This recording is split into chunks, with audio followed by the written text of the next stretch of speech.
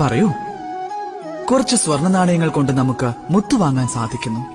കുറച്ച് മുത്തുകൾ കൊണ്ട് ഒരു മാണിക്യവും വാങ്ങാം.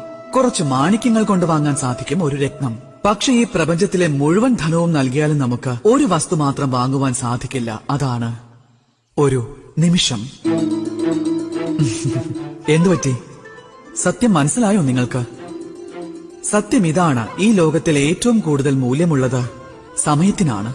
ആ സമയത്തെയാണ് നാം എപ്പോഴും നഷ്ടപ്പെടുത്തിക്കൊണ്ടിരിക്കുന്നത്, വ്യർത്ഥമാക്കുന്നത്.